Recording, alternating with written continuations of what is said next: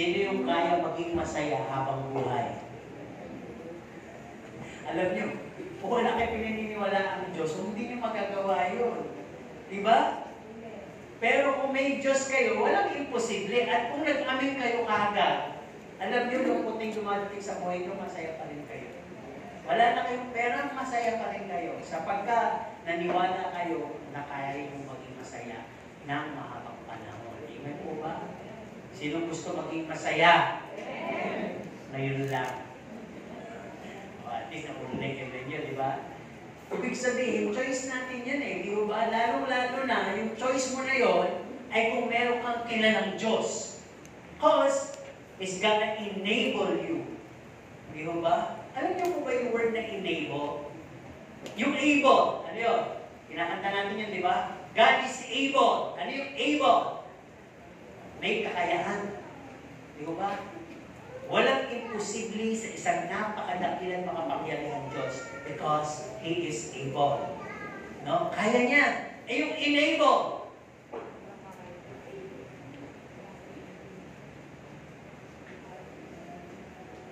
Kaya niyang ipagawa o napapaginawa niya sa atin.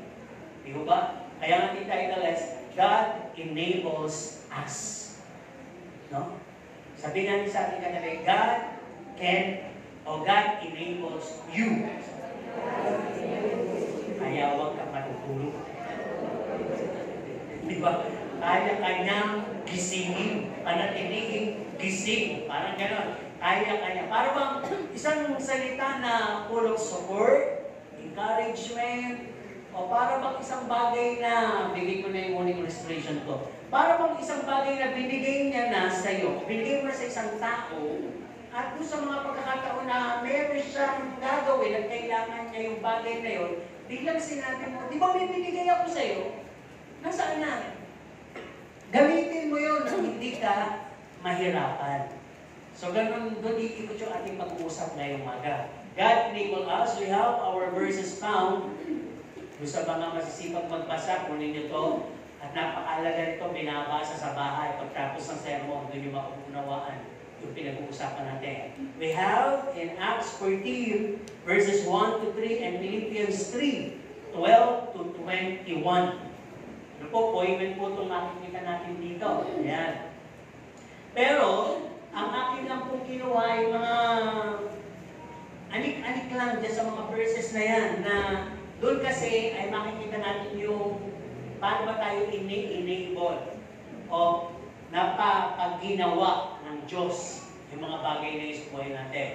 Okay, let's read verse 3 of Acts 13. Dalawang bahagi lang.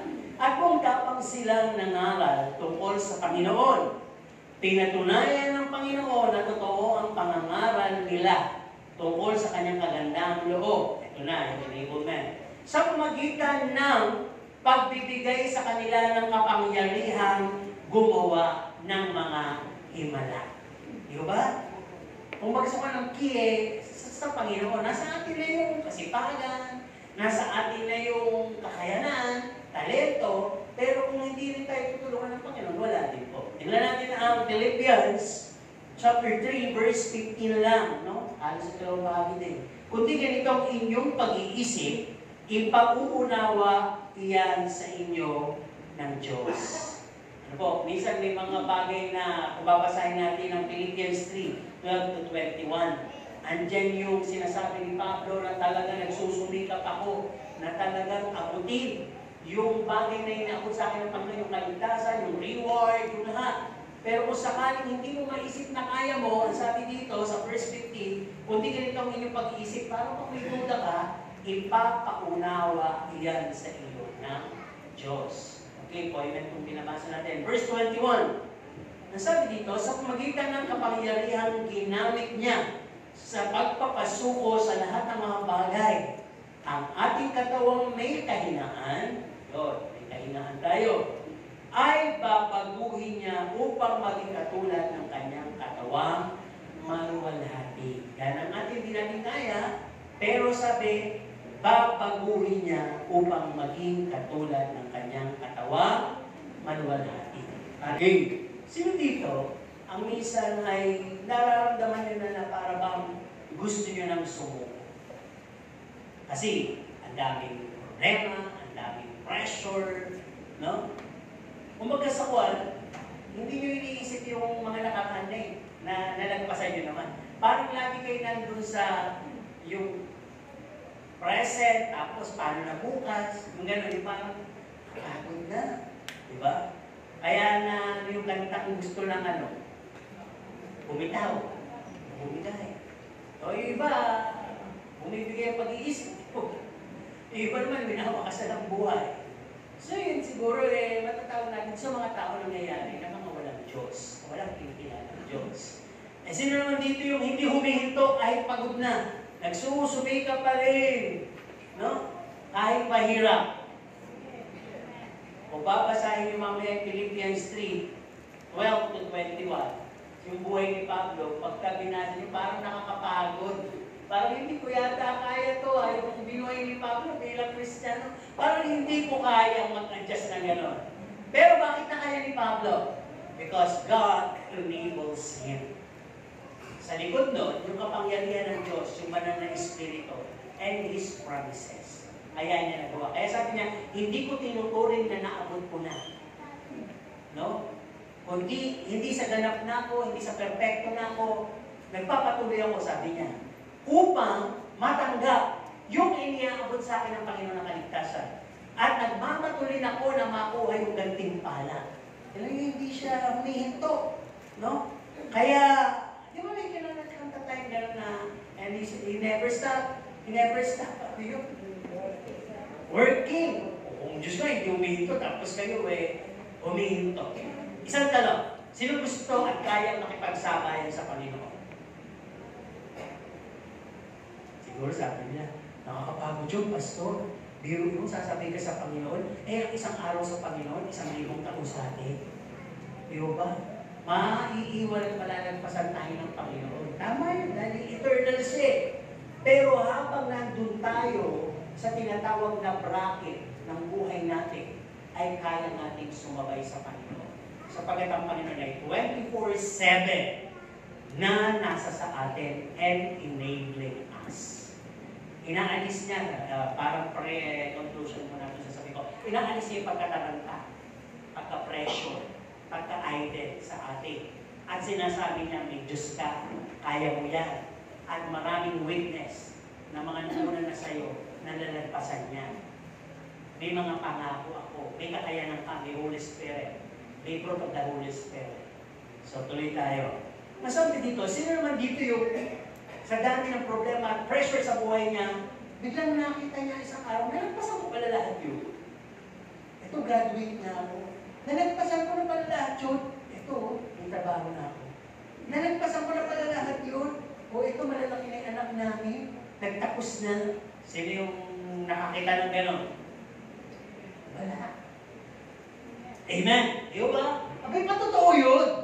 Patotoo niyo yun dahil sa mga patotoong yun, ay meron pong makukumbinsi na sumunod sa Panginoon. At ang sabi dito, sa mga sitwasyon at karanasan gano'n na nagpasan mo, who do you think have helped you to go through? Sino ba ang tumulong sa'yo? O, walang magsasabing, ako lang. Malakas ako talino ako marami akong kakayanan. Mali ka doon. May Diyos sa likod mo. Yes, it is true. God enables you and God enables us. Kung hindi dahil sa Panginoon, wala. Tandaan niyo yung mga talatang ibibigay ko. O hindi pala. Mga verses na lang.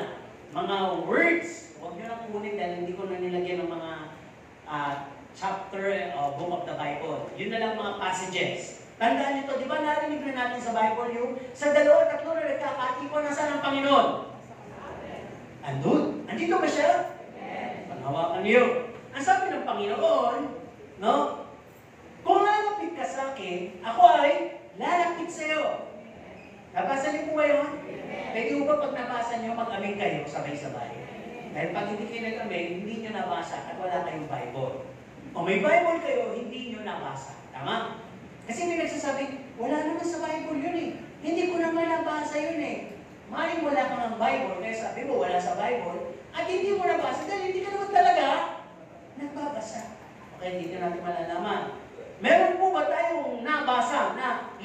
akin, wala kang magagawa. Yun. Hindi dahil sa kapangyarihan at kakayanan mo, kundi sa aking Espiritu, sabi ng Panginoon. Meron yan. Di ba? Ang Diyos ay dakila sa kalagitnaan mo, siya ay dakila. The Lord thy God in the midst of thee is mighty. Tama, di ba? At ang sabi dito, the step of a good man are ordered by the Lord. Yun, ilan na nakabasa nun, di ba? Ang mga palatuntunan ng isang ganap na tao ay ang Diyos ang nagsasabi o nag-aayos. Ay, unang bahagi na. How then can He can enable us? Di ba? Tandaan yung mga verses na yun. Isaalang-alang natin ito. Paano tayo mapapagginawa ng Panginoon sa buhay Kristiyano natin? Una, sabi dito, consider this, our relationship with Him. Tumanggap na po ba lahat sa Panginoon? Kung tumanggap tayo, may Diyos Ama tayo. Anak tayo ng Diyos. At kung anak ka ng Diyos, yung anak ka nga lang ng mayaman, bigay luho yun. May protection ka pa. Kung anak ka ng sikat, makapangyarihan, may protection ka. Eh, ang may anak sa atin, pinakadakila sa lahat. Paghawakan niya na kagad yun. Pangalawa, ang sabi dito, through the Son Jesus na meron tayo, who's the only way at access natin sa Diyos Ama. Kung nananalangin ka lang lagi, mapapatunayan mo, eto, no? Na paano ka may enable ng Panginoon? Anak ka ng Diyos at may relasyon ka kay Jesus. Kunin nyo para maintindihan niyo yung word na enable. Pangatlo, the giving of the fruits and the gifts of the Holy Spirit within us. Nantanggapin natin ng Panginoon, ipinagkaloob na agad sa atin yung siyam na bunga at siyam na kaloob ng banal na Espiritu. Ilan na? Ilan yung benepisyo natin? Relasyon sa Diyos Ama, no? At access sa pamagitan ng Panginoon Yesu Cristo, may kaloob pa, may bunga pa. Ang apat, sabi ko, hindi tumitigil ang Panginoon. Kung kayo ay nais sumabay, kaya niya kayo i-sustain. Kaya nandiyan yung Philippians 4:13. The source of our strength. Ano sabi? As we wait upon the Lord, He will renew. He will renew. Sustain. Pag sinabing sustain, parang ganito. Kung ang kanta lang natin na yung, di ba may kanta tayo, we will wait upon the Lord. Di ba? As we wait upon the Lord, as we wait upon the Lord. Tigil doon. Pero pag sinabing sustain, as we wait upon the Lord. Kaya, yun. Di ba parang yung sustenance ng nanggagaling sa Panginoon, yung strength na nanggagaling sa Panginoon, huwag na po natin maliitin. Bakit hindi ko nararanasan? Bakit kasi hindi mo ina-acknowledge? Bakit hindi mo hinihingi? Bakit hindi mo dinadalangin? Baka mas marami sa iyo nakakapagod. Sama ng pakiramdam ko, nasama ng panahon. Baka marami sa iyo duda, marami sa iyo mga panghihina, mga negatibong bagay na lumalabas. Kaya hindi mo kailanman mararamdaman yung sustenance na yon. Yung Philippians 4:13. So, apat na. Benefits. Ano pa? How then can He enable us? Panglima. Pag meron kang fear of the Lord, you will gonna gain wisdom and knowledge. Sa buhay Kristiyano, napakalaga ng may wisdom and knowledge ka. Hindi ka kasi matataranta. Kapag oras na, andyan yung tinatawag na pressure at crisis. At hindi ka naman maglamalabis kung ikaw naman ay nasa kapanahonan at oras na ikaw ay pinagpapala, yumayaman, at parang lahat ay nakatuon sa iyo ang mga tinatawag na advantages and opportunities. Kung gusto kung may fear of the Lord ka, balance ang buhay Kristiyano. Tama ba? You walk with faith, you walk righteously, you walk equally, and you walk with love sa Panginoon, sa kapwa mo, at sa paligid mo. Parang wala kang magiging isang buhay na offensive sa iba. Parang hindi ka magiging mabahog sa iyo sa Panginoon. Kasi meron kang fear of the Lord. Napakalaga po nun. At sabi dito, number 6, para ang Panginoon ay magkaroon ng enablement sa iyo. Bigyan, how can He enable us? Sabi, there should be holiness and love. Ano naman yung ingredients nun? Kasi kung may holiness, there will gonna have power. Or there will be power. Pag may love, Ito yung greatest weapon na tinanong ko sa inyo nung nakaraang linggo kung sinong may gusto. Tama? So pag merong holiness and love ka sa buhay mo, at yan ay garantisadong vested upon us by the Lord, it is the only way He can reside within us. Pag may kabanalan at pag-ibig ka, doon lamang, at yun ang katunayan na ang Diyos nananahan sa buhay mo. Meron kayo nun? Kung wala pa, hindi pa puhuli ang lahat. Pag sumikapan, si Pablo nga sabi, hindi sa tingin ko, hindi pag-ibig na ako, Panginoon. Hindi sa tingin ko, naibig ko ng lahat. Pero ginagawa ko pa din, nagsusumika pa din ako, parang gano'n, nasunod ako. Para bang matalas na, nagpapatalas pa. Diba? Mahusay na, nagpapaka-excel pa. Iba naman po yung may kilala ng Diyos at nagpapaka-religyoso pa. Iba yun. No, dapat may gawa. No? Kung tayo nilalasyon sa Diyos, kinakailangan yung pananampalataya ang lumalangin at nakipapakita. Number 7, how then He can enable us? If we are anticipating His presence. Kayo po ba ay nauunawaan nyo why you are seated in your chairs? O bakit ka nakaupo dyan ngayon? Parang sa isang napagbirong o wala pa sa isip na kabataan, pwede natin sabihin, ang pagiging Kristiyano ay hindi yung bagay na sasayaw ka lang, na masaya ka lang, na kakanta ka lang, magpa-participate ka sa mga ministry, hindi lang yan yung hayo, hindi lang yan yung lakad. Dapat naunawaan mo kung bakit ka nakaupo dyan. No?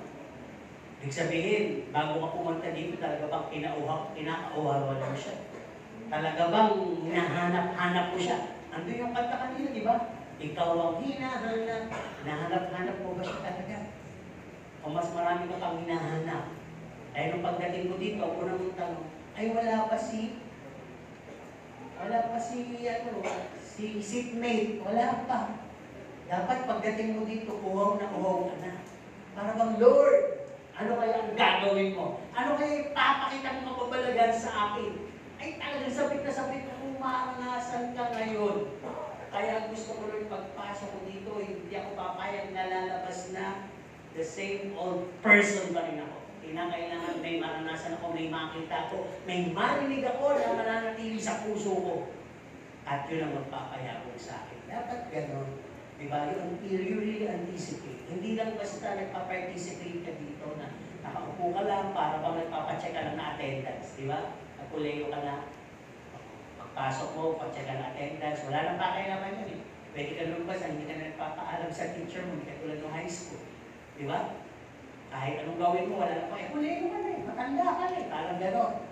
So, pagka talagang wala kang tinatawag na mga anticipation sa presensya ng Panginoon, gagawin mo lang yung gusto mo dito sa loob ng church. While you are seated, pwede nagsa-cellphone ka, pwede namang tahimik ka, hindi halata, pero yung di mo ay naglalakbay. Nauna na sa Robinson, sa Walter na, sa SF na. O kaya kung may outing kayo mamaya, nauuna na ron. Na iniisip mo na kung yung pagpapareserva ng kubo. Sa kaya kami uupo doon, sa taas, sa baba, sa may bandang ilog kaya. Naglalakbay, diwa ka na. Di ba? Wala naman nakakaalam eh. Pero buti na lang, ang Diyos na may likha sa atin, na nasa sa atin ngayon, ay nalalaman. Amen po ba? At siya po napakasiloso, pag naramdaman niya yun, kaya alis na lang siya kaya. Di ba? Kaya lalabas ka nang hindi mo naramdaman ang presensya. Di ba? Kaya pag sa buong isang linggo mo, ang mangyayari sa'yo, walang presensya, kundi pasyensya. Di ba? Mangyayari sa buhay mo. Tuloy tayo dito. Pangalawa, bahagi. How does it work? Tandaan nyo ha, ulit. May God the Father ka, who is your Father, meron kang access through prayer through the Son, Jesus Christ. May 9 fruits of the Holy Spirit ka, merong 9 gifts, merong strength, may fear of the Lord, may holiness, love and power, at anticipation. Andiyan na yan sa'yo. Pero sabi dito sa pangalawang bahagi, He can make use of all of those privileges in our spiritual lives. Lahat yung gagamitin ng Panginoon. And by season or call of circumstances, na nangyayari sa buhay natin, maaaring negative, maaaring hindi maganda, He may be able to ignite us to perform such a matter. Para bang, given na sa iyo yung tangke ng LPG, di ba? Paano ba ito system? Dihan mo na akong posporo. Di ba sabi ng Panginoon, binigyan na kita, one click lang yan. Click mo lang, mag-i-ignite na yan. Parang gano'n. Parang gusto sabihin ng Panginoon, bakit ka natataranta? Bakit ka nanlulumo? Bakit ka nag-aalala? Nasa iyo na yung sinabi ni Pastor. May Diyos Ama ka, may access ka, may relasyon ka sa Panginoon Jesus, may fruit of the Holy Spirit ka, and so on and so forth. Nasa iyo na yun. Ba't hindi mo yata na-apply? Ba't hindi yata nakikita na malapit ka doon? Ba't yata wala sa buhay mo yun? Ano yung dala-dala mo lang? Bit-bit mo lang? Diba? Kaya sabi, how does it work? Halimbawa, the fruit of the Holy Spirit, no? Nabigay sa atin at saka yung tinatawag na gifts. Ang sabi dito, it is not just to claim. Meron ako noon. Tanungin mo kayo. Sino meron taas ang kamay? Wala! Ibig, natatawa naman ako sa inyo. Sobra na ako paliwanag dito, hindi pa naintindihan. Ulit, pagtatanong ako baka masyado na ako mabilis magsalita. Sino dito na anak ng Diyos na tumanggap kay Kristong buhay? Teka lang, unahan nyo na agad yung sagot. Ayun, nagmamarunong ka. Na, sabi nga lahat ng tumanggap ay pinagkalooban na ng kaloob na banal na Espiritu at bunga ng banal na Espiritu. Ngayon, ang tanong ay sinagot nyo na nga. Sino meron nun? Oh, yun na yung tinatanong ko kanina. Hoy, gising! Bisan dito, ganap pa yung tiwala ito. Igurin ko, ano kaya yung panel na gano'n? Ano kaya yung mapalagay ko sa bahay ko? Ano kaya susunod na lalabas dyan sa screen na yan? Kanina may dagat pa dyan, may ilog pa dyan. Saan kaya ano ba yun? Capture natin yung diwali. Dito lang tayo, concentrate tayo, makinig tayo. Okay. Nasabi dito, how does it work? No, balik tayo ng balik eh. Nasabi, may fruit of the Holy Spirit ka na. Meron ng bunga, meron ng kaloob. Abay, gamitin mo, hindi nang bitbit yan. Tinanong ko kayo, sabi niyo meron kayo. Ginagamit niyo po ba? Pag may kaaway kayo, magamit-gamit ba yan? Pag naghihigil kayo, sa pagiging kastador at kastadora, kung may self-control doon, di ba? Doon sa sakit karamdaman, nagagamit ba yun? Kumikip sa feeling doon, sa kaloob ka pumunta, at meron din doon long suffering. Tama ba? Yung mga inaantok, magagamit ba yun? Ay, gamitin mo yun, self-control. At saka, yung mga tinatawag na wisdom knowledge. Doon, hindi mo ako ng wisdom, ako naman ko na dapat ako makinig, hindi ako dapat matulog. Diba? Sinong gusto nilagyan na pala sa dapat ng kalagyan? Who wants to rest in peace? Wala naman, diba? Kaya, huwag practicing ng resting, Okay. Tuloy tayo dito. Doon mo sa in times of trouble, how does it work? Ang enablement. Sabi dito, in times of trouble, we can't afford to panic but pray for God's saving grace. Alam niyo, pagka talagang alam niyo ang resa-resa tungkol sa Panginoon, lahat na lang access niyo tungkol sa Panginoon, hindi na kayo nagtatanong. Automatically, gagawin niyo na agad. Kung baga sa kuwan, nagpapray ka talaga regularly. On a regular basis pala.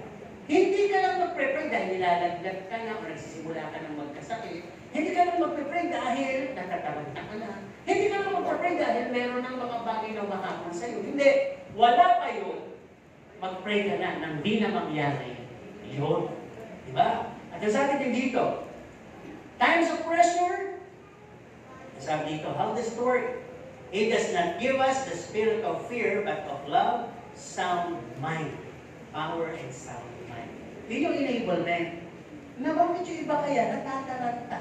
Tataas ang gasolina, ang mapapapultang. Tataas ang presyo ng bigas. Ano gagawin? Bibili ng napakarami. Di mo ba?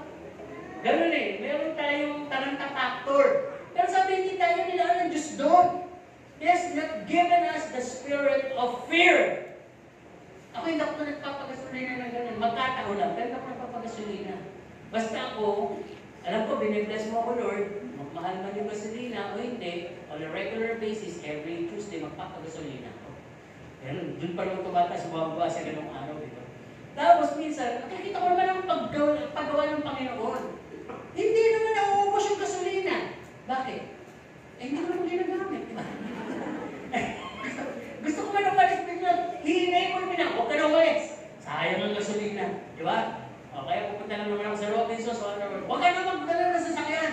Yabang nga yan, yabang nga. Mag-tricycle ka na lang, di ba? Eh, yun po nakakita sa akin doon. Lagi naman kasi, ba't ako tinatanong, Sir, saan ka nakapark? Ay, hindi ako nagdala ng sasakyan.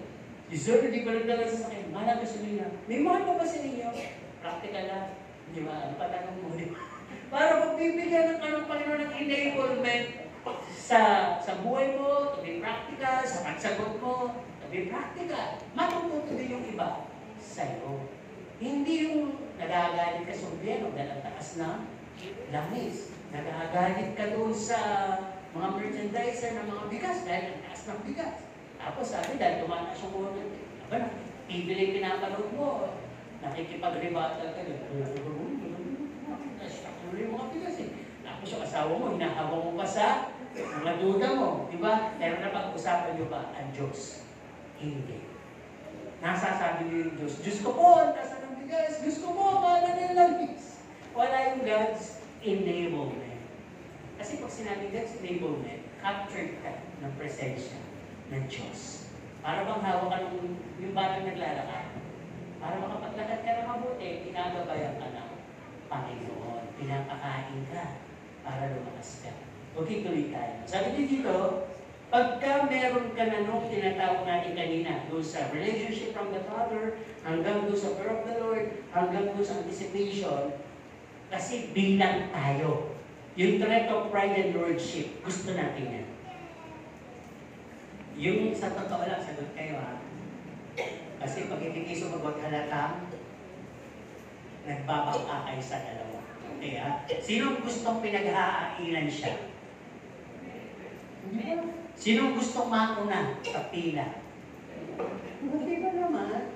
Sinong gustong ma-promote sa trabaho? O, sinong gustong tumaas ang sweldo niya? Sinong gustong mabili ang lahat ng gusto niya? Di ba makamundo? Lahat. Di ba? Pero sabi nga dito sa ating mga pamumuhay bilang Kristiyano, ano po ba tayo? Kristiyano? Amen. Ano na sumagot? Ano po ba tayo? Kristiyano o makamundo? Pag binasa niyo po mamaya, yung ating Philippians 3:12-21. Bago mag-21 sa verse 20 siguro. Sabi doon, ang ating pagkamamayan ay hindi na po sa sanlibutan, kundi sa kalangitan. Kaya si Pablo, yun ang mindset niya. Sa langit na ako, sa na ako ng langit. Ano hinihintay na ako ng langit? Kaya mamatuloy na ako doon. Mga bagay na sa libutan, binasura ko na yan. Pero pag hindi ka pala register ng isip mo doon, hindi ka magmamatuloy papunta doon.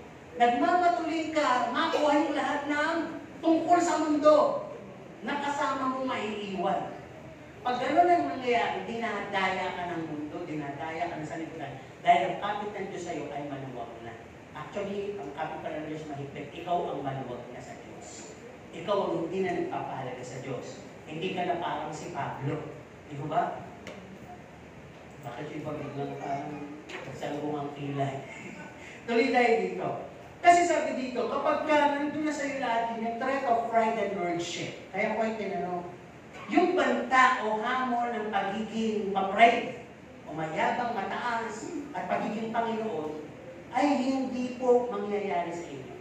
You will just be maintained by your humility, loyalty, and faithfulness. Sinong, halimbawa lang, if given a chance na talagang naging milyonaryo ka, milyonaryo kayo, kaya pa ba ninyo tumungtong lumakad ng inyong paa ay nasa lupa? Amen. Sino may bababa pa doon? Hindi naman po, uhukay muna. Di ba? Kasi minsan pag talagang nadagdagan ka ng kayamanan, nadadagdagan ka din ng ano?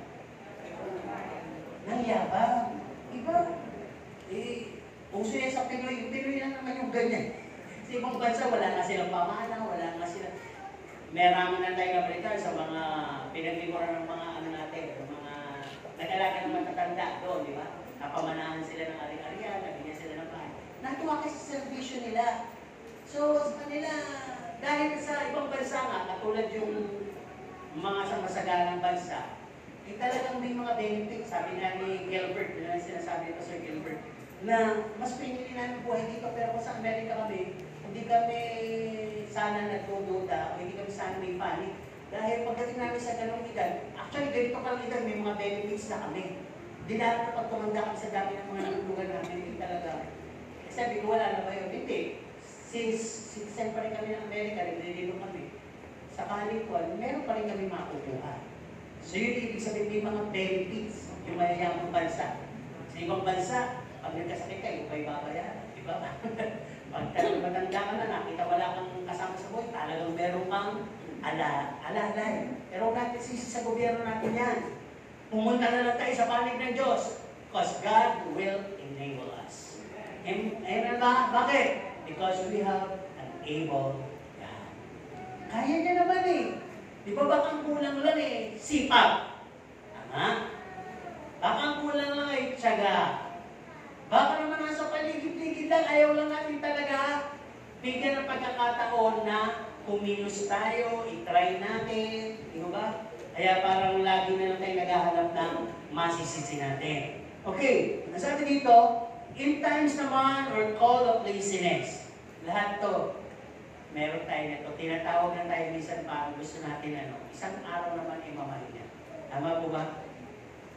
Kaya na ngayon, di ba nauuso na yung may mga team building, mga kampanya. Kasi parang masyado nang maging workaholic, masyado nang wala nang mag-unwind, makaisip na lang tuloy ng kampi-kampihan, at mag-boycott na lang o kaya mag-rally. Kaya natin ang pambuhay kaisipan para ma-refresh naman sila. Parang gano'n. So tayo, bilang anak ng Diyos, sabi dito, in times na dumadating yung call for laziness or quitting, katulad na nangyari kay David, ang dami ko nang napanalong laban. Ang dami ng takumpay. Woo! Pagod na ako, makapagpahinga nga sa balkonahe. Nakapagpahinga ba siya? Oo naman. Pero, meron siyang nakita na nagbabat si Bathsheba. And it's bad. Nakita niya. At nagka-interest siya. At gumawa siya ng pangkaparaan para makuha niya si Bathsheba. So nakuha niya, hari siya. I-rape niya. At yung asawa ni Bathsheba, para hindi magmukhang rape, na kanyang katiwala, mga tagapanguna, may posisyon, may gera. Ilagay sa unahan yan. Para nga naman mamatay. Hindi namatay yung asawa ni Bathsheba, naangkin niya ng lubusan si Bathsheba. Yun anak na ng Diyos. Ari na sinamahan ng Diyos. Kaya lang, nag-isip huminto. Kaya minsan, pag huminto na tayo sa pagtalo, huminto kaya tayo, gusto natin maging tamad. Minsan may mga aning bagay na dumating sa buhay natin na maaari natin ikapahamak. Kaya dapat tuloy tayo. At ang sabi dito, pag God's enablement ay nasa buhay mo, sabi dito, He will sustain you with strength and mind well coordinated. Isang isip na ayos. Sino dito yung may isip na organized? Kasi pag organized o well coordinated ang isip mo, pag gising mo ka lang sa umaga, alam mo na yung gagawin. Hindi ka sa umaga, nalilito ka, ano ba unahin ko? Diba? Sino yung may routine na work sa umaga? Pag gising niya, halimbawa lang, hindi ko kasi alam kung ano, magdadasal siya, tapos mag-CR siya, tapos kung may mga inaalaga siya, papakainin niya na lahat, diba? Nililisin niya kaya, bago siya kumaya. Di ba parang gano'n? Ano ba yung pag walang gano'n Uy! Tamali na pala! Mami na magluluto na ba? Ay, hindi ko alam magluluto ba ako kaya? Ay, may biscuit naman dito. Diba parang gano'n? Hindi mo alam kung anong uunahin kung hugutin. Diba? Kakamadali mo, nahanda na ng kapatid mo damit ka. Yun ang nasuot mo.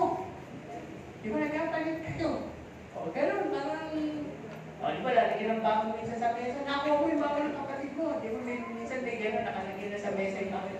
Dahil natataranta ka, hindi well coordinated ang isip mo. Kaya sabi dito, pagka ini-enable ka ng Panginoon, magiging well coordinated ang isip mo at mabablock yung isip mo sa overthinking. Tama ba? Parang sinasabi ng mga nasa TV, puti pa, hinay lang.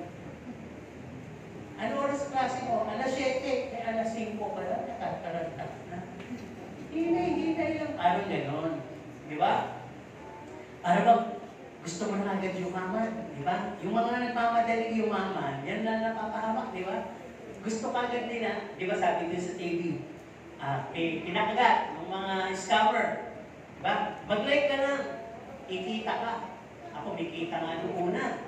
Ngayon, hina mo dahil kumagat. Mag-deposito ka dito sa ganitong kwan at madodoble. Eh, di nag-deposito siya. Dumoble naman. Nangutang pa ngayon ng 6,000 at hinihulog doon. The following day, wala na. Hindi niya na nakita. So, ganun minsan. Pagka gustong-gusto natin kagad, at wala na tayong coordination sa Panginoon, hindi na natin nais ang Panginoon na to lead us and enable us, to guide us. Wala na, parang tayo na lang. Kaya ko naman eh. Mapapahanap tayo. Kaya tuloy tayo dito.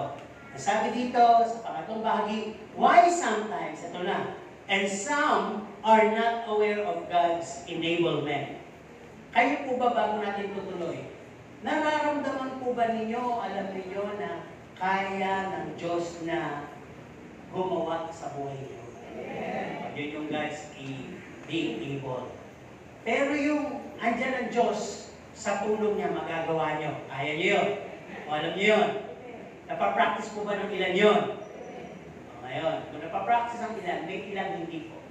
At witness na rin po ako dito dahil sa mga pagkikwento nila, sa pagtatanong nila. Okay, talakayin natin ito.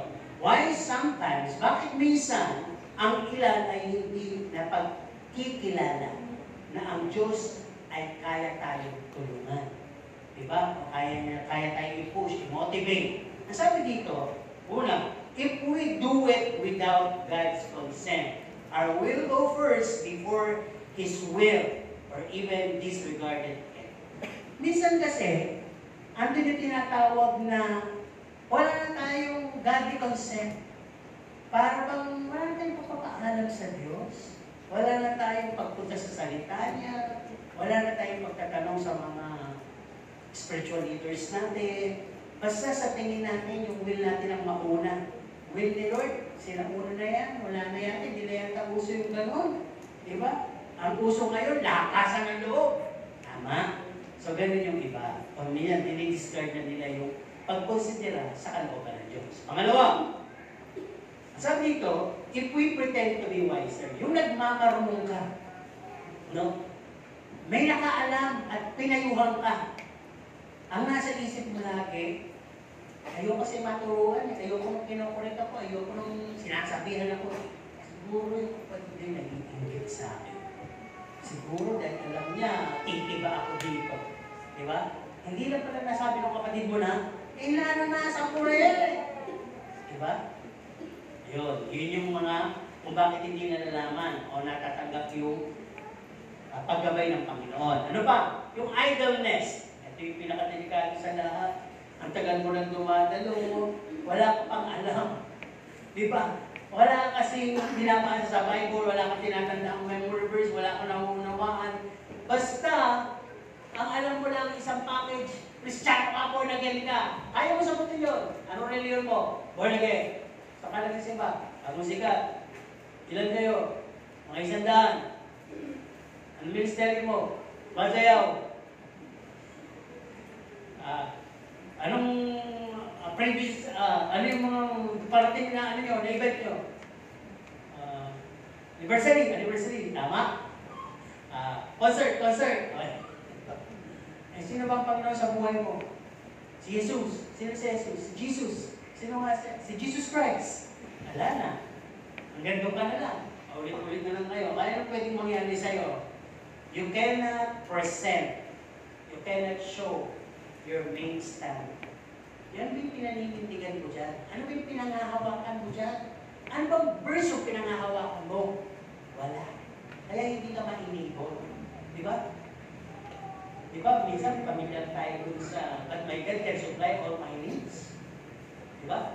Eh, yung iba hindi alam yun eh. Pero gusto nila mapagtala. Eh, paano gagamitin ng Panginoon? Yung isang buto ng verse na yun sa'yo para patunayan kung mismong hindi mo alam at wala kang nalalaman at parang doon mo lang narinig yun. Di ba? Parang nakikigaya ka na lang doon. Kaya mangyayari pag idleness, less and loss of connection and conversation is a dangerous. Diba? Is a dangerous matter. Okay, ano ba? Why sometimes and some are not aware of God's enablement?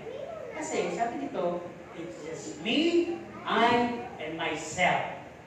Pinanganak akong matalino, nag-aral ako, ang dami kong naranasan, ang dami kong na-achieve, ang dami kong connection, ang dami tumutulong sa akin, ang dami kong staff, malakas ako, matikas ako, pinag-aagawan ako lang at ako lang. Pag ganyan na yung nasa isip ko, hindi ka talaga hahanap. And you would have this tendency, a closed-mindedness. Nagsasalita ka lang sa'yo, mukhang nakikinig ka, pero very rejectful ka. Umapan mo, magaling yung espiritu. Sino ba ito? Mas marunong naman ako dito. Yan. So pag ganun ka, minsan sometimes God uses people din sa paligid mo. Lalo na yung mga Christian. Eh pag ganun, parang hindi ka na rin aware na minsan ginagamit yun ng Diyos. Minsan may nagsasatasin dito sa loob ng, "Uy, ano ka pa yung mga sinasabi sa akin ng Diyos yan?" Alam mo naman, bababa ang Diyos dito para kausapin ka. Kaya ngayon yung ginamit para kausapin ka, di ba? Magtatanong ako dito. Lagi naman ako nagtatanong. Sumagot o magtaas ng kamay. Sino dito ang kinakausap ng Diyos? Ano sabi? Tulog ka. Pagkakakinig ko matulog ka. Ibang Diyos yun ha. Ganon. Dito, sino kinakausap ng Diyos? Pagulong ako. Yung Diyos nila loud, yung Diyos niyo silent. Pagulong. Sila, amen. Kita natin makikita. Kayo, sino kinakausap dito ng Diyos? Isa lang yung iba, nilingitian. Kasi nakangiti lang kayo. Dito, sino kinakausap ng Diyos? Wala lang. Di ba naliliti? Paano nga ako kinakausap ng Diyos? Una, magbasa kayo ng Bible. Pangalawa, yung mga ganitong sermon, yan ang umusap ang Diyos. Pangatlo, yung mga taong nasa paligid nyo na Kristiyano na kinakausap kayo, na hindi nyo naman tinatanong biglang may nasabi, o nadaanan, yung mga bagay na parang katanungan sa isip mo, yun na yung, at yung pinakamaano yung small voice ng Holy Spirit, ito yung conviction. Yung para ba, huwag ka matulog, huwag kang tumayo, makinig ka ng sermon. Huwag mo idikit yung bubble gum dyan sa ilalim ng silya. Yung bubble gum na yan, gamitin mo hanggang matapos ang service. Masyado kang aksayado. Tinuturoan ka ng yung daddy. Diba? Hindi yung may mga conviction, ibig sabihin, parang gusto mo nang umuwi, parang gusto mong magalit, parang may small voice na nagsasabi, "What? Anak ka ng Diyos." Diba? Yun. Kinakausap ba kayo ngayon ng Holy Spirit? Sabi, makinig ka lang. Sino parang minarinig na, makinig ka lang. Kaya kayo nakikinig. Sino ba yung nagsasabi, matulog ka lang. Gigisingin kita pag matatapos na. Evil spirit po yun. Kaya mapili kayo ng pakikinggan. Ano po? Okay. Punta tayo dito sa ika-4 na bahagi. Kanina, why sometimes and some are not aware of God's enablement? Sinabi ko na. Dito sa pang-4, sabi the danger of not being guided and enabled by God. Delikado pala yun. Pag hindi ka na ginagabayan at sinasamahan at pinapagawa ng Panginoon, napapaginawa ng Diyos. No? Nasabi kasi ito, number 1, soon you'll be lost and be misled by evil spirit. Dalawa lang naman yung spirito na pwede manguna na pwede umoccupy, na pwedeng mag-ari sa'yo, mangialam sa'yo. It is the Holy Spirit and the evil spirit. Ang kailangan natin, discernment. Kasi pag hindi, papayag lang tayo ma-take over ng kung sino mang spirit. Kaya tandaan niyo po ang Holy Spirit, hindi ang basta magta-take over unless you allow Him. Hindi katulad ng evil spirit, kaya kasabi ng Panginoon, don't give the devil a foothold. Dahil ang devil magnanakaw. Di ba ang magnanakaw ba magpapaalam para magnakaw? Hindi. Pag nakita niyang idol yan, papasok ka. Papasok siya sa'yo. Tama? At pag napalabas siya uli at nakitang pabaya ka na naman, babalik at may kasama ka na pito. No? Ang Holy Spirit hindi. Ang gusto ng Holy Spirit, pag pumasok siya sa iyo, ay talagang eternal residency hanggang dumating ang Panginoon kung papayagan mo lang siya.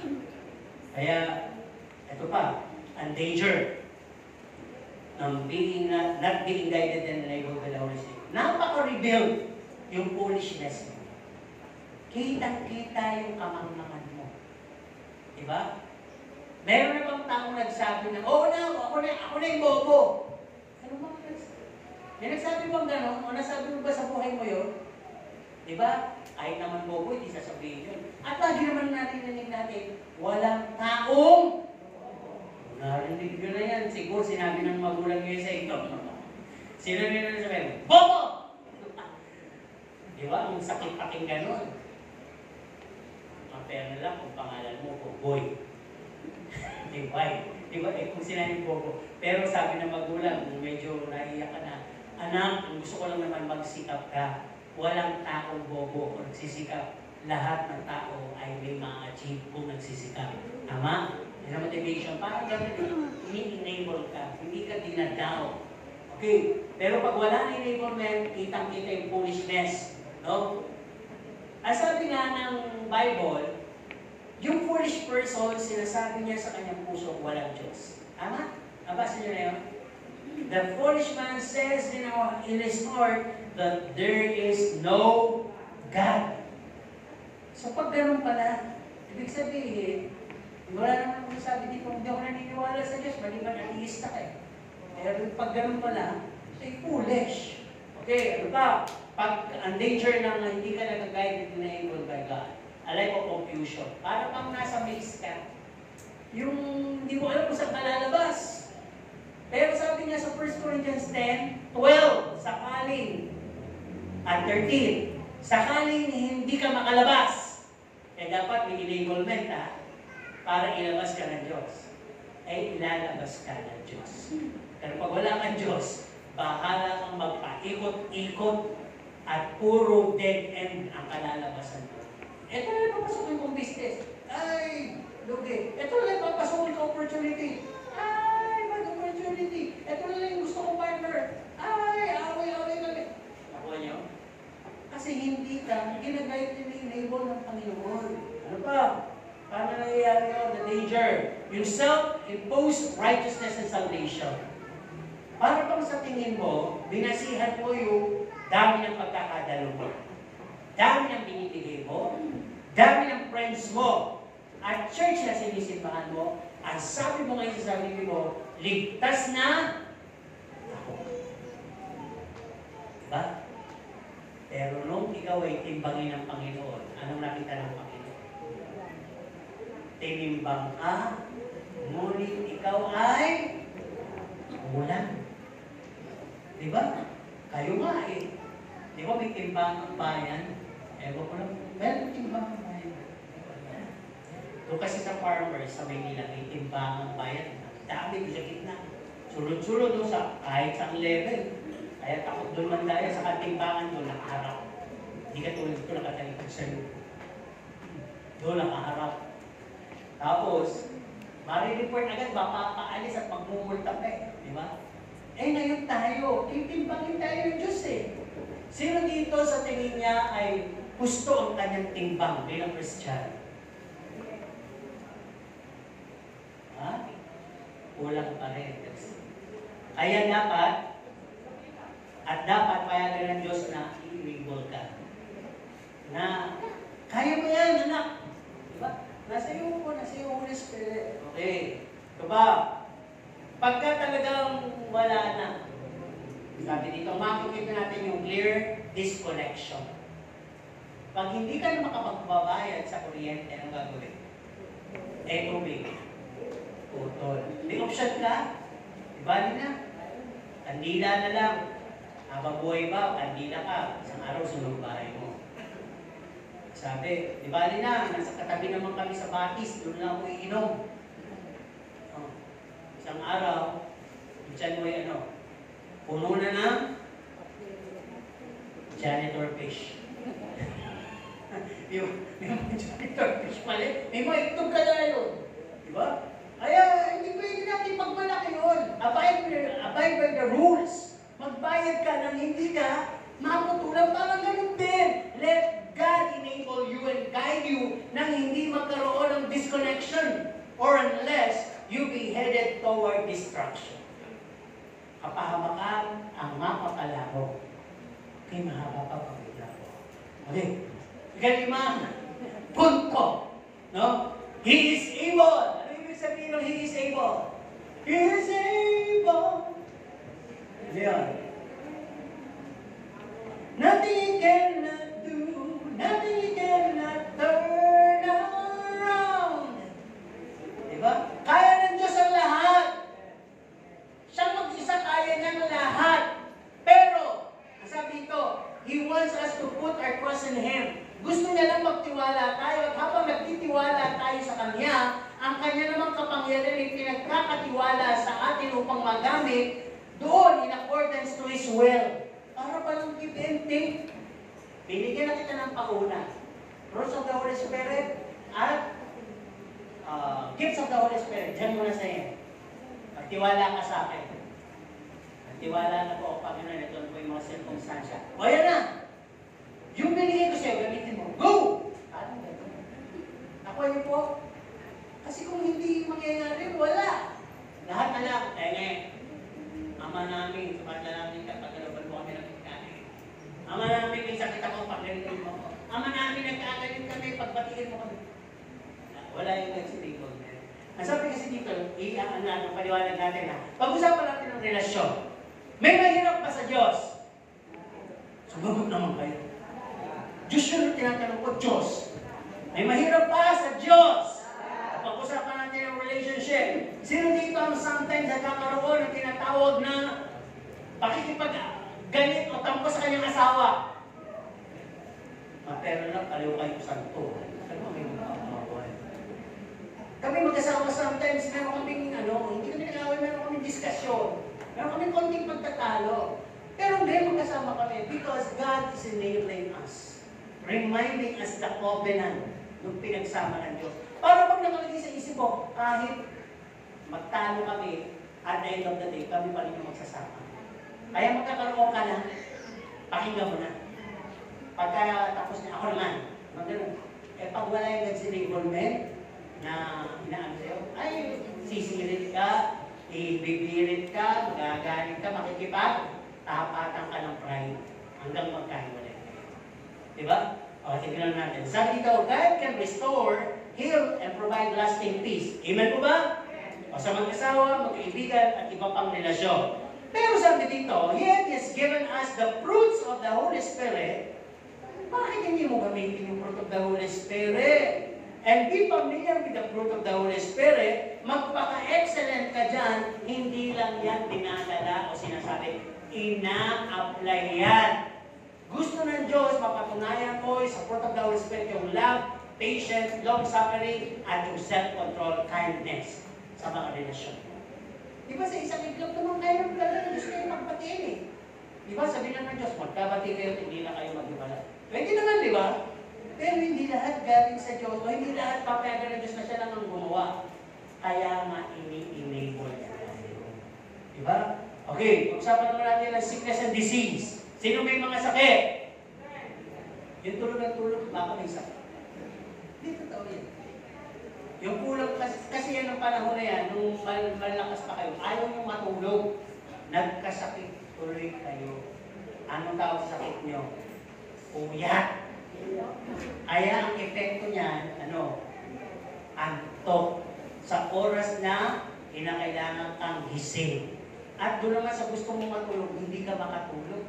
Yun yan eh. Higa mo yan. Hindi naman yan papatol eh. Pero yung mo yan, sumusumpo. Sakit yan. Okay, usapan na natin dito. Kaya ba ng Diyos magpagaling? Sino may sakit? Magaling ka na? Uwi na. Pwede na. Okay, tuloy tayo dito. Ito yung sabihin ko doon. In the Bible, there are different situations of mending healing. No? May lumalapit sa Diyos directly, presently in the person. Face to face. Sumisigaw nga yung bulag, di ba? Oh, buro! Oh, Jesus! Anak ni David! Maawa ka! Meron naman na nakukot yung attention niya. Di ba? Yung bloody woman. At saka yung paralitiko na ibinabasa kayo sa may. Nakukot yung attention ng Panginoon doon sa pananampalataya nila. Meron namang nagre-request. No?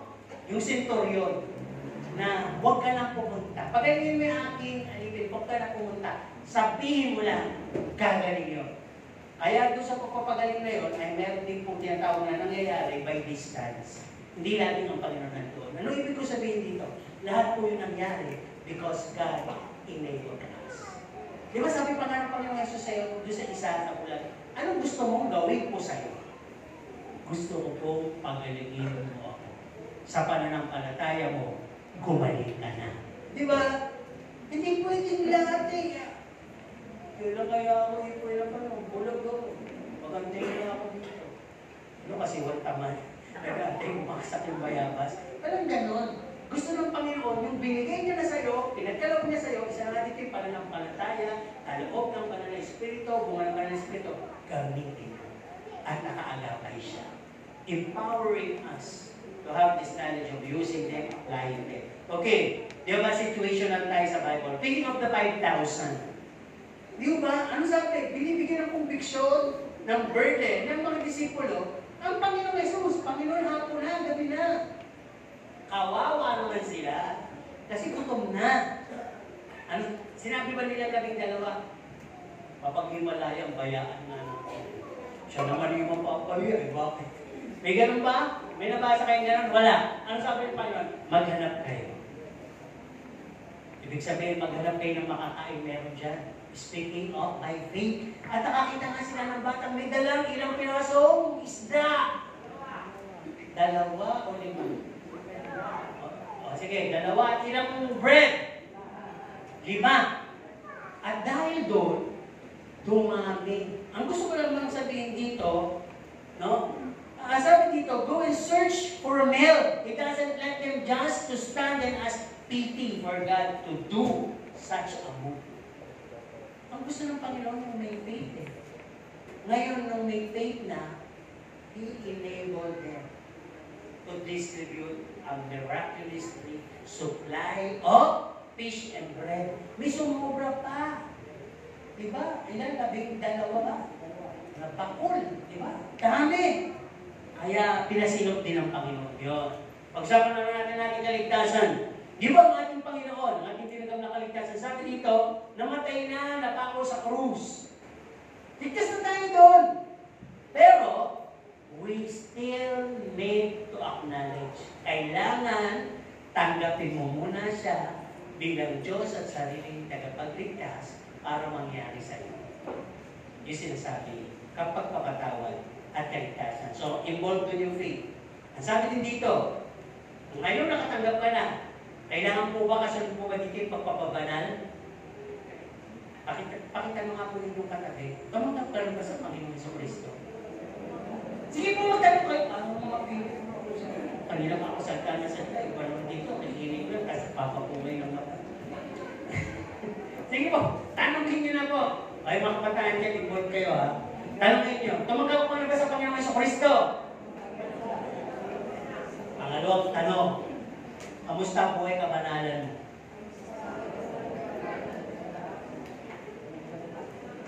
Kaya pala nakanta yung, ano sabi? Banal ka nyo, banal ka na ba? Banal na aso!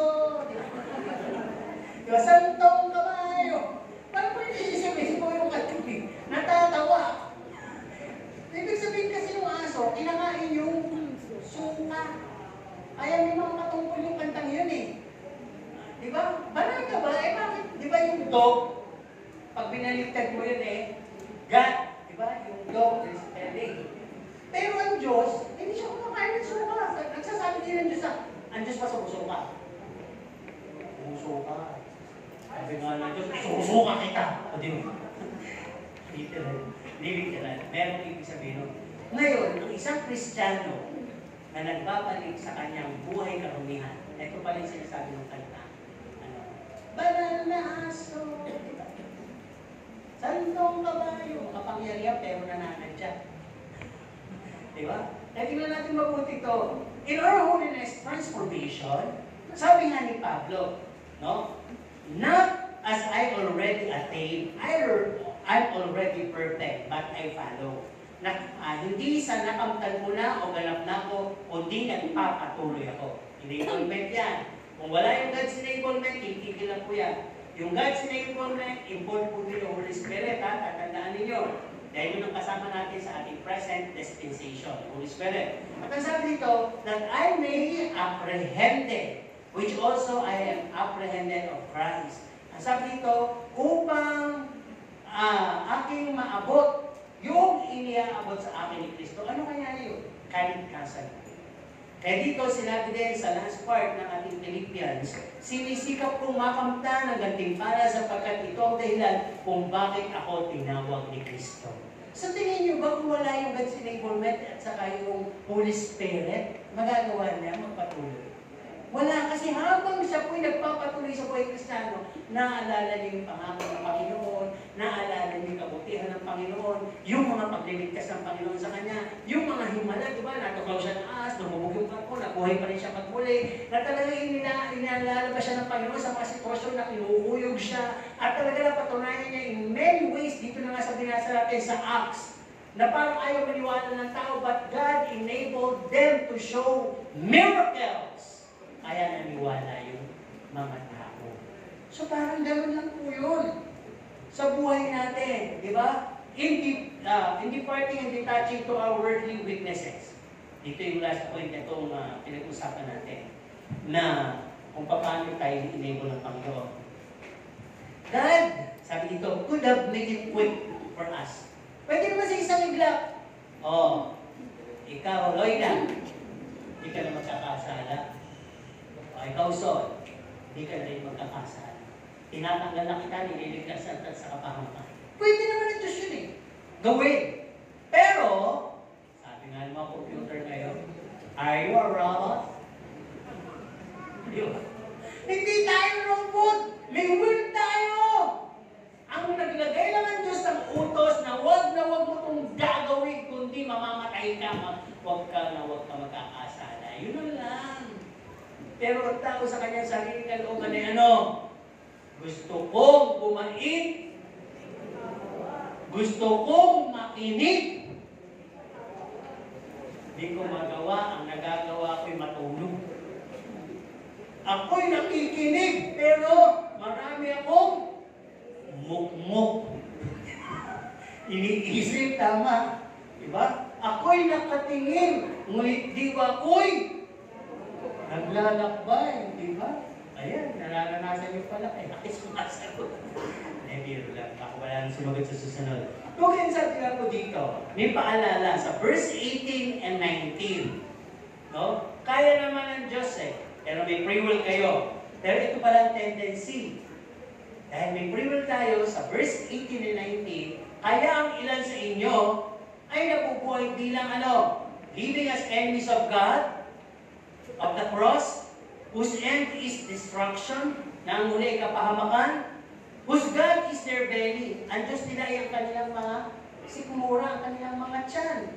No? Whose glory is their shame. Ang kanilang kalawalatian ay kahihiyan. Ang sabi dito, na nag-iisip ng mga bagay na mga nasa lupa. Yung pa rin ang iniisip. Si Pablo layo na, papunta na sa langit. Nasa lupa pa lang, tumatakbo na, gusto na agad sa langit. Kung kayo ba, kayo po ba nagmamatuloy pumunta sa langit o nananalangin pa na huwag ka muna dumating, Lord? Di pa ako yung mayaman. Diba? Di man natin literal sinasabi, pero kung ganun-ganun pa rin tayo magsikap sa mundong ito, doon tayo makapupunta. At yun ang magiging mana natin. Hindi pwede ipagkatiwala ng Panginoon ang isang bagay na kalulatian, kayamanan ng langit kung hindi natin bibitawan ang kayamanan panlupa. At kung hindi tayo mag-switch ng isip, kung ano yung isip natin ngayon at pinagpupugay ng isip natin, doon talaga tayo i-distill. At yun ang daya ng sanlibutan. Okay, pag-usapan natin ng labels. Sabi dito, bakit ba kayo susuporta, tutulong, at i-encourage yung isa na push mo yan, gawin mo yan? Dahil, wala pa kayong nasubukang gano'n. Keep, kaya mo yan. Push mo yan. Wala pa kayo sinabi ang gano'n. Tumigil ka na nga, wala ka namang alam. Sayang pa yung pera sa'yo. O parang puro pang bubuli. Diba? Kasi ganito po yun. Ibig ko lang sabihin dito, why would you like to support? Maaari, because you see a potential, a skill, a talent. Yung bata yun, hindi dulo, wala lang puhunan, wala lang pera. Pero pag binigyan ko ng pera yan, makakagawa yan. Kasi sabi dito, you believe, naniniwala ka, he, she can do it, could create a breakthrough or a milestone. Baka, marami kasi ganun nakita ko sa Facebook, tinulungan lang. Dahil naawa, binigyan ng puhunan, ngayon, yumaman, siya naman yung tumutulong sa iba. Diba? May makakita pa kayo ng istorya. Parang ganun ng Panginoon eh. Yung word na enablement, the same is true with our God's dealing upon us. He led and enabled us because, yung mention natin kanina, doon sa unang bahagi, meron ka ng Diyos Ama, may Jesus Christ ka pa, may fruit of the Holy Spirit ka pa, may gifts of the Holy Spirit ka pa, may strength ka pa, lahat yun, may fear of the Lord ka pa, lahat yun nasa iyo na eh. Kaya alam ng Diyos na may magagawa ka kapag nabigay ko na yung kailangan mo. And I am just enabling you right now. Ngayon, sa pakikinig at pakikinig ng salita ng Diyos, doon po tayo na i-enhance, natututo. Ang tanong, nabubuhay na po ba tayo sa pananampalataya? Ibig sabihin, yung pinangako ba ng Diyos sa atin, ay kaya natin tayuan, applyan, at makita natin yung bunga sa ito yun. God enables us.